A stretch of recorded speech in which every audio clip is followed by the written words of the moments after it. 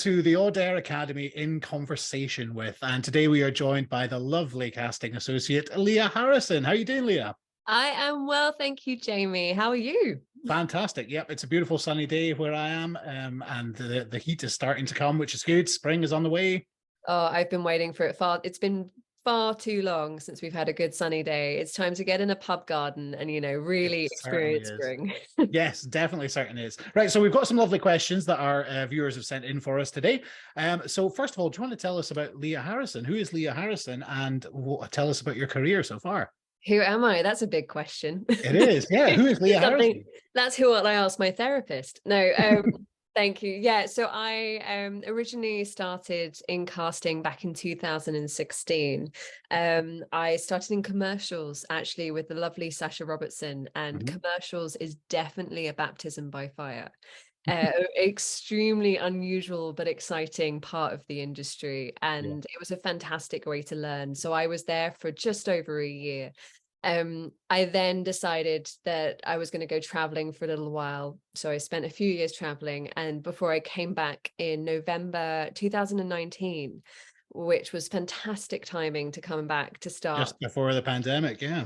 I was really fortunate. I managed to jump in with a few offices. I was at Suzanne Smith's for a little bit, and Laura Windows, Belinda Norcliffe, which was extremely wonderful experience. But then March 2020 came around and suddenly the work stopped for some reason. Yeah.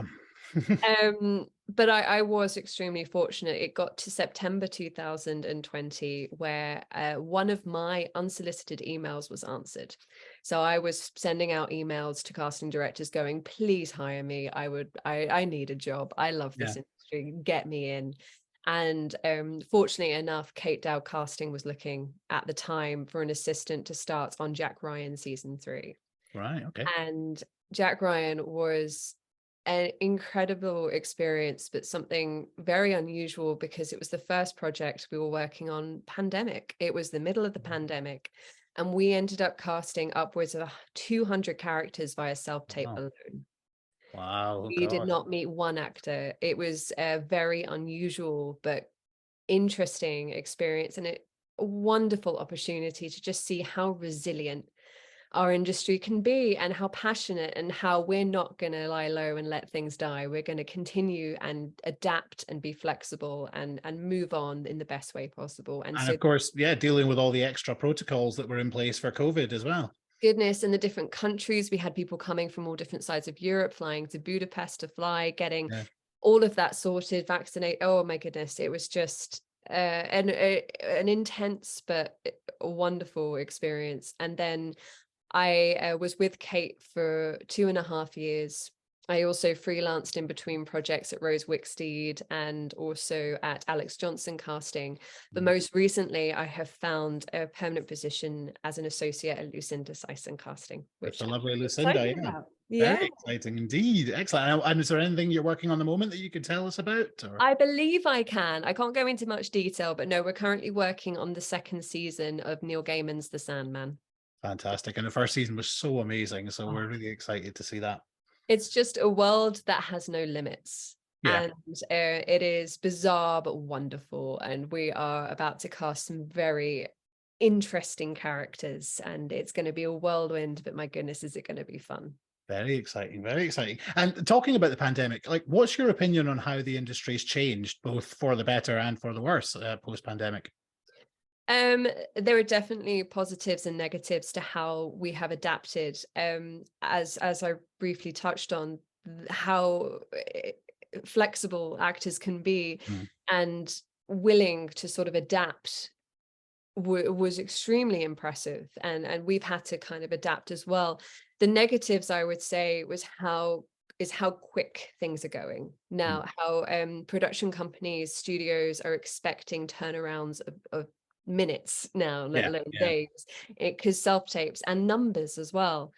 And so I think it's very important that us as casting directors need to be very considerate of how this is affecting actors, Mhm. Mhm. um, their mental health, everything, because self-tapes are a fantastic tool for us, and also to be able to reach out to people we wouldn't normally be able to reach out to, for Mm. actors who don't necessarily have to now base themselves in London, because they can apply and audition for these jobs without too much money coming out of their own pockets, for a number of reasons. But I think we as casting directors just need to be wary of how this is impacting actors' lives, and to say sometimes to studios and producers, whoa, calm down. We can't be giving you hundreds of tapes. This isn't the way. It is possible. We're not going to do that. We're not going to expect, you're not going to expect them in a day. We need to be extremely respectful and valuable, and it's our duty. And and on top of the extra workload that comes with that, with looking through hundreds of tapes as well, which is, it's not always practical, because the biggest commodity we have is time. So exactly, we want to make sure that we are watching properly. We understand the amount of time and effort that goes into preparing a self-tape. It is only appropriate that we watch the whole thing, and if we have too many, that's just not going to be possible. It's not. Okay. And talking about self-tapes, what do you think makes the ideal self-tape? So are there any tips that you could give actors as to when they're self-taping, things to kind of look out for? Simplicity. Honestly, simplicity. There is so much pressure to stand out and to make bold choices, and to do things that kind of it's taking away from the actual talent and skill that we're looking for. So honestly, draw it back to the basics. If you were in the room with us, we'd have a dodgy cam recorder and a basic background and probably some really shitty lighting. Choose for swearing. And so bring it back to just you. Don't feel like you have to be bold with props or costumes. It's a layering process. We get you in, we get you reading. We understand you can do this role, then we go to costume, then you go to props, then you go to special effects and sound. That is not your job as an actor to worry about that. So honestly, draw it back, keep it simple, and just rely on your skill, and we will see it, and we will then go from there. You don't need to give us a production. That's not your... And what's your views on the use of props actually in self-tape when it comes to things like, talking on the phone or using a wine glass in the conversation, these kind of things? Is that off-putting, or do you find that it helps add to the scene? No, I'd say don't bother. If it helps you, I think it's great to have that. I think actors can find props very useful. But if you think we've got such a small screen that we're looking at, if anything comes in, that's going to distract us. You. Excuse me. And it's just going to put a barrier between us and you. And I don't think it's needed. And so are there any turn-offs that you can think of when it comes to self-tapes, things that immediately make you go, oh god, no, why did you do that?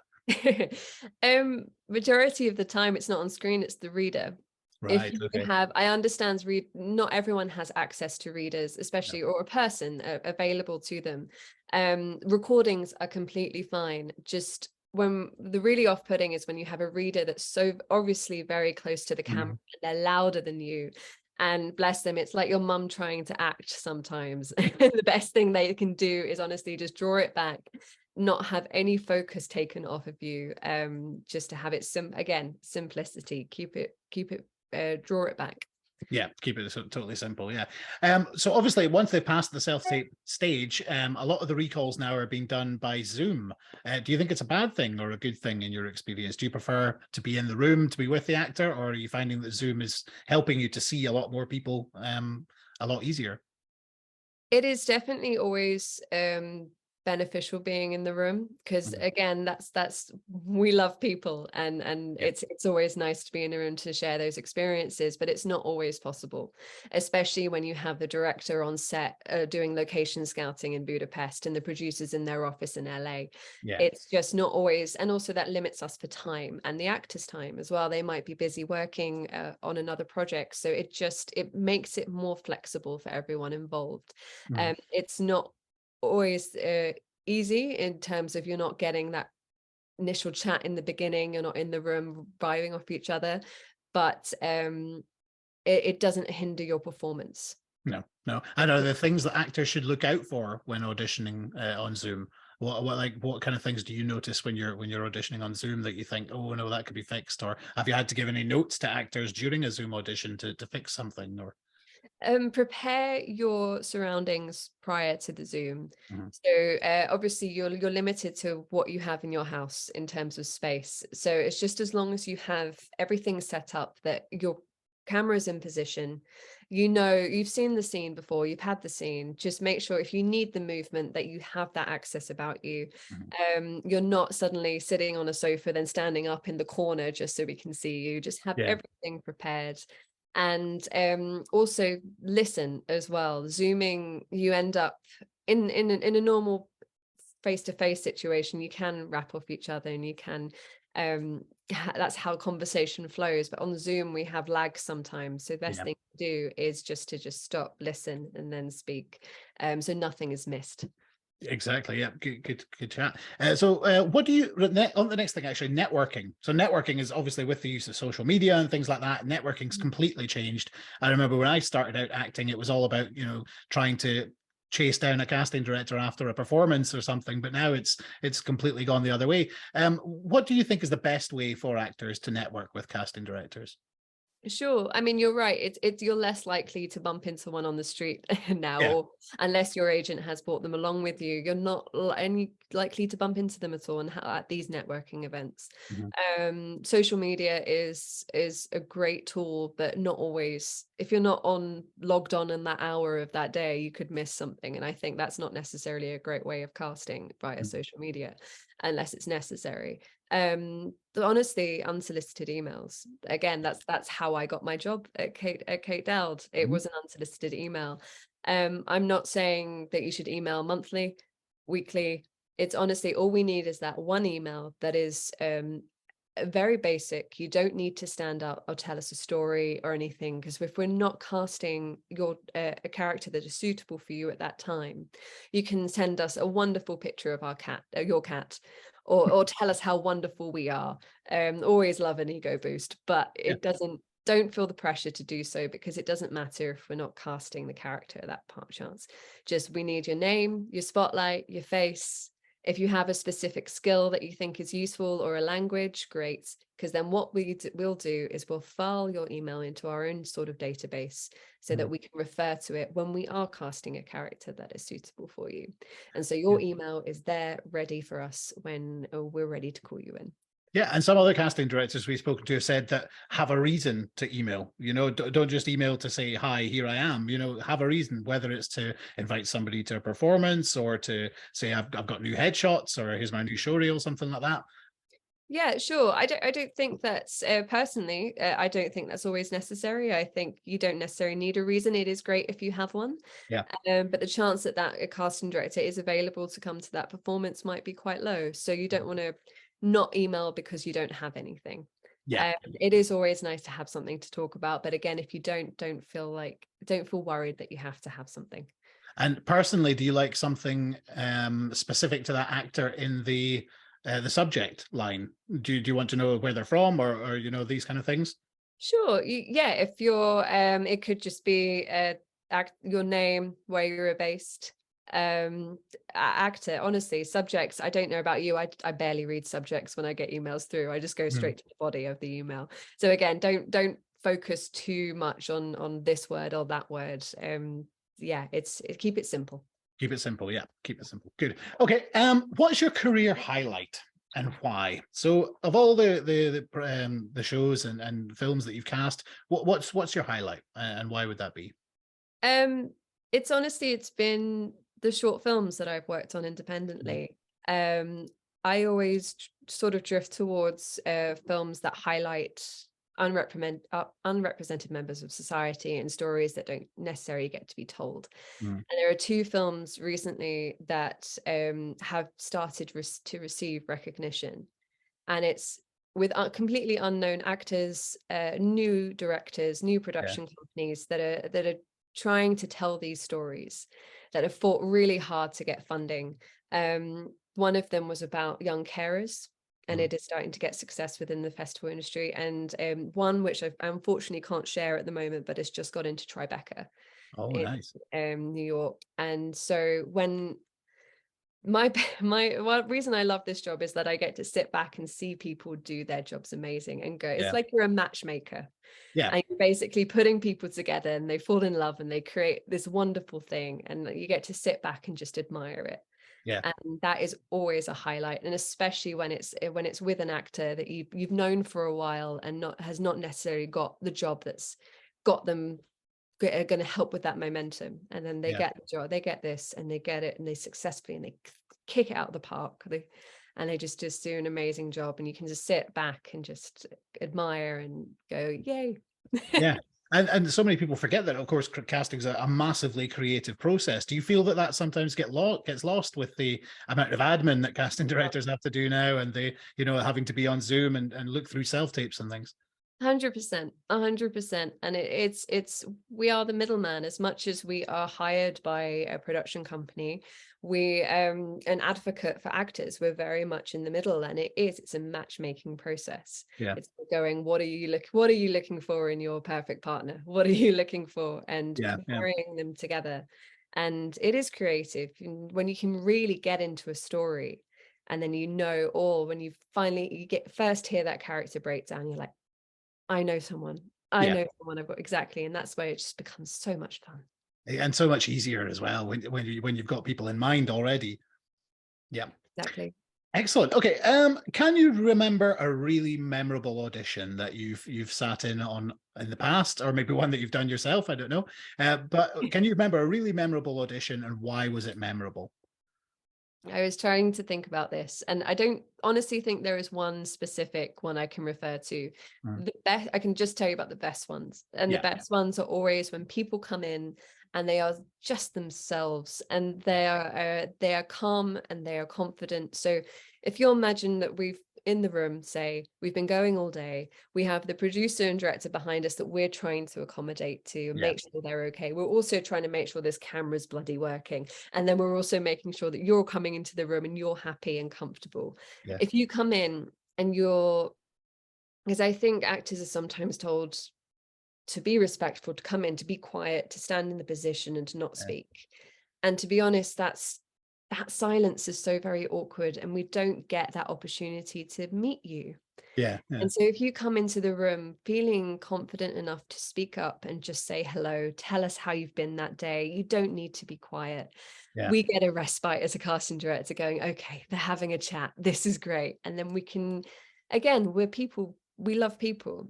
And to just have those memories, honestly, if we just had a really fantastic chat with you about your day or anything that you've been up to, we remember you, because it's that interactions that we remember. Yeah. And from an agent's point of view, I can see the industry kind of going, the way things are cast now, going towards that, where the casting process is so much more about your personality and what you can bring to the role, from your own personality, as opposed to 20 years ago when it was about the skills that you have or the accents that you can do. Do you notice a big change there? Yeah, we're currently all sub-tapes that we're putting out at the moment, we're asking for an additional tape of you just chatting, telling us about yourself and your recent work. And it's because we don't get the chance to meet you in this self-tape world. And it is to make sure that you're the kind of person we want to work with. Are you a nice person? Majority of the time, yes, absolutely, of course. But it's also really lovely to hear what you've been up to and what you're about.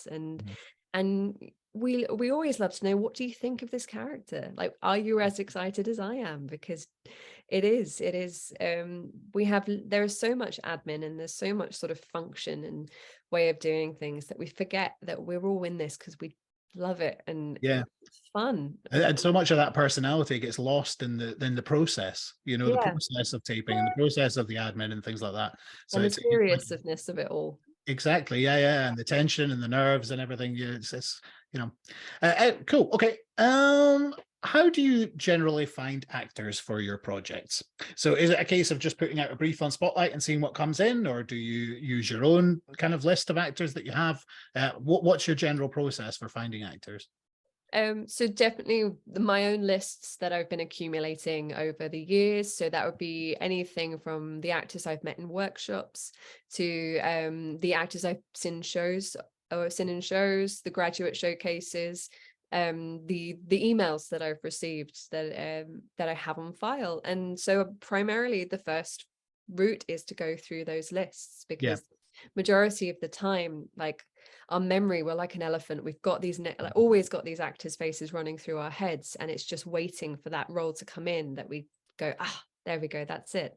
Yeah. So primarily that first, but then we will always go to Spotlight as well, because there are so many people out there that we haven't had the opportunity to meet yet, and it's just as important that they get their chance as well as the people that we have met. Yeah, cool.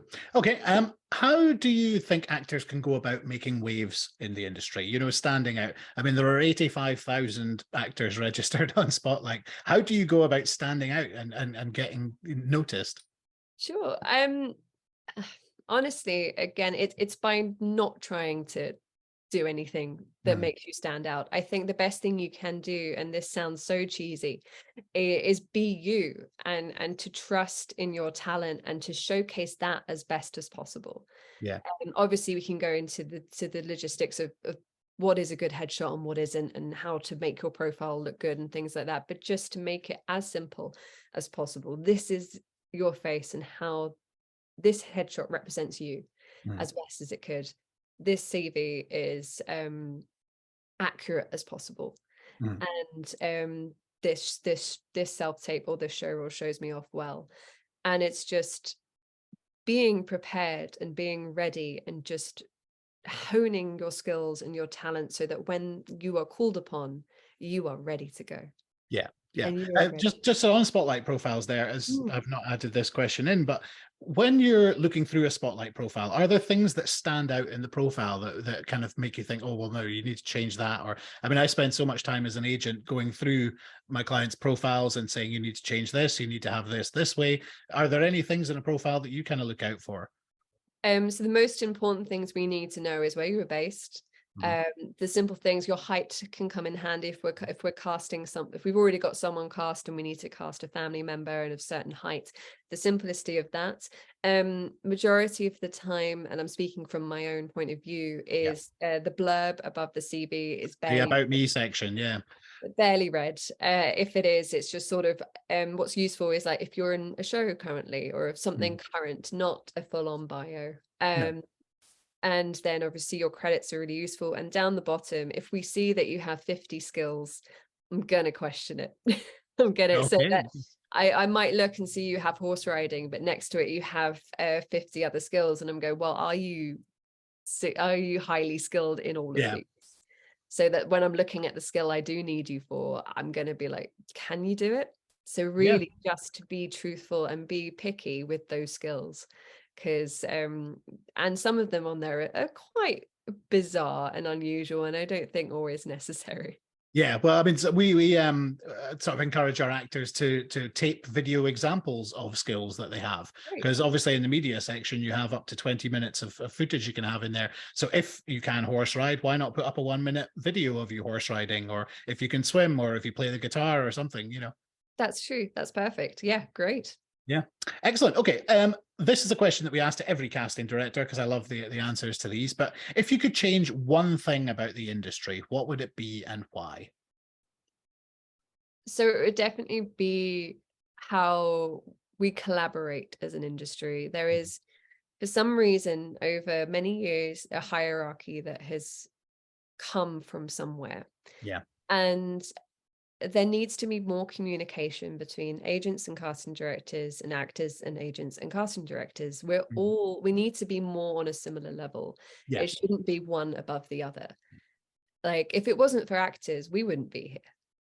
If it wasn't for actors, agents wouldn't be here. Yeah, it's the same. Exactly. No, like, and actors, I think at the moment they're almost bottom of the ladder, because they're not getting access to information that is helpful, because some casting directors are up in their ivory towers, locked away, not willing to open their doors to information that could be useful. Yeah. And we're all collaborating for the same reason. We're all in this job because we love it, and because we have the same passions about the industry. And I think moving forward, we just need to talk to each other more. Yeah. Yeah. We need to have better communication when it comes to developing these projects and moving forward, because there is too many shut doors. And I think that can happen on all levels, you know, even with production. There are so many NDAs in place that when it comes to the actor auditioning, sometimes they don't even know which character they're playing, or they don't know anything about the character, or they can't read a script, you know, because everything's behind closed doors, like you say, and it makes it so much harder to, you know, to bring something to the role. Yeah, we didn't start this job because of the money. No. For sure. Although if you did, I'm sorry to let you down. But that's it. You're not in, like, you're not going to get money out of this. And yeah, that is what drives a lot of these big projects is the numbers and is the money, and we forget about the passion. And so it's drawing it back and remembering what's important and why we're here. Yeah, and in some ways the creative process is kind of lost in that as well, especially when you have, you know, actors being cast in roles because of their Instagram following or things like that. You know, they're not necessarily the right person for the role, but you know, they have millions of followers that they can promote it to. And sometimes that can be a catch for a producer, you know? Yeah, which is just not another thing an actor needs on their plate. No, exactly. Okay, one last question. If you could give actors one piece of advice, what would it be? So one piece of advice to go on with their careers, what would that be? To look out for yourself. There's so much pressure on actors to be ready at an instant and to stand out, to make an impact, to do all of these things that is nothing to do with acting, which is their job. Don't go on holiday because you might miss out. Don't do this big life as event. an agent, go on holiday is my advice, because every time somebody goes on holiday, a job comes in for them or an audition comes in for them. So maybe book holidays, but don't go on them. Maybe that's the clue. Well, that's it. That'd be great. Yeah, it becomes a point where actors acting, at the end of the day, it is a job. Yeah. And it shouldn't be your 100%. Because if it becomes your 100%, you're leaving nothing more. You're leaving no room for joy. You're leaving no room for life. You're leaving no room for developing as a human being, as a person. Collaborate together, support each other. And so that when that job comes along, you're ready. Mentally, you are prepared. Yeah. Because if you put so much mental pressure on yourself with all of these things, with your Instagram following, with your many emails going out detailing stories, like, it becomes very toxic and can become a rather dangerous place, and you forget to live. You forget to enjoy as well. Yeah, enjoy the process. That's why we got into it. Exactly. So don't make it your 100%.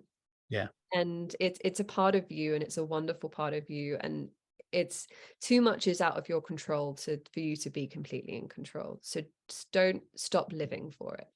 I love that phrase. Too much is out of control to be completely in control. Exactly. And so you'll be ready when that job comes along. You'll be ready. And if you've allowed yourself to have joy and moments of life and to do all of these things outside of the acting world, you'll be far better physically and mentally when you come into that job. Fantastic. Excellent. Well, Leah, it's been an absolute pleasure talking to you. Thanks so much for joining us. You did a workshop with some of our clients a couple of weeks back, and the feedback was brilliant. They all loved it. So thank you very much for that. Best of luck with Sandman. Hope it goes well. And we'll hopefully speak to you again soon. Thank you so much. It's been a pleasure. Thank you.